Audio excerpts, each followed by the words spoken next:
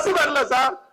நீ சாப்பிட்ட, நான் சாப்பிடல சார். நான் கேட்கிற கேள்விக்கு நீங்க சொல்ற பதிலுக்கு ஏதாவது இருக்கா சார்? உங்களை தற்கொலைனா கோவம் வருது சார்.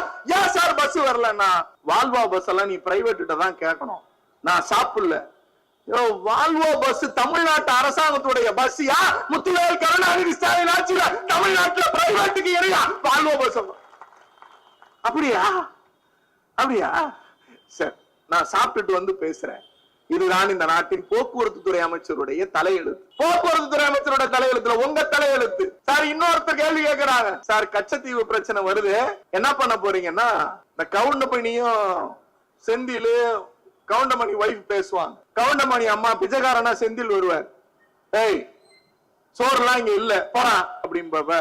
நீ என்ன இந்த நாட்டுக்கு முதலாளியா, இந்த வீட்டுக்கு முதலாளியா? நானான முதலாளி ஆம்பளை அப்படின்னு சொல்லிட்டு சோறெல்லாம் இல்ல போடா பிச்சைக்கார பேல அப்படிம்பார்.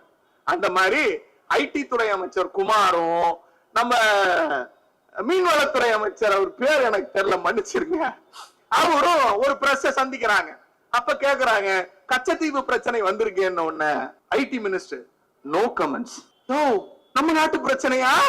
No comments. அவரு, நீ யார் இத சொல்றதுக்கு? நானான ஓனரு, மீன் வளத்துக்கு நானான சொந்தக்காரன், அதனால இப்ப இந்த விவகாரம் குறித்து நோ கமெண்ட்ஸ்.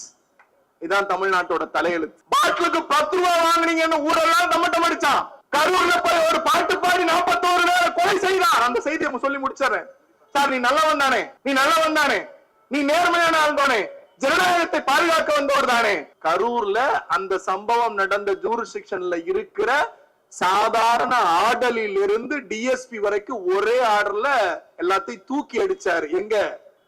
திருநெல்வேலி ராமநாதபுரத்துக்கு. இதுதான் சார் உங்க நேர்மை, இதுதான் உங்க நேர்மை. நண்பர்களே, நான் எல்லா விஷயமும் பேசலாம், பேசினா அதை புரிஞ்சுக்கிறதுக்கு, அதை தெரிஞ்சுக்கிறதுக்கு நாட்டு மக்களுக்கு நேரம் இருக்கு, அறிவு இருக்கு. ஆனா நம்மளை எல்லாம் நல்லா ஆளுவாங்கன்னு விசில் ஊதுனா பத்தியா, அதெல்லாம் அவனுக்கே இன்னைக்கு விசில் ஊதுனது சங்கா ஊதி, ஐயையோ கரண்ட் இல்ல, ஐயையோ பஸ் வரல, ஐயையோ வீட்டுல சோறு இல்ல, ஐயையோ எதுவும் நடக்கலன்னு தெரு தெருவா அலைகிறான். நீங்கள் அலைய வேண்டியவர்கள் அல்ல என்று நான் சொல்ல மாட்டேன். நீங்கள் அலைகிற போது ஆட்சியில் இருந்தாலும் இல்லாவிட்டாலும், பொறுப்பில் இருந்தாலும் இல்லாவிட்டாலும், எங்கள் மாவட்ட கழக செயலாளர் அண்ணன் சேகர்பாபு அவர்கள் தொடங்கி பகுதி கழக செயலாளர் எம்டிஆர் நாகராஜ் வரை தெருவில் நின்று மக்களுக்காக உயிர் போகிற வரை உழைப்போம், உழைப்போம், உழைப்போம், மக்களை வென்றெடுப்போம்.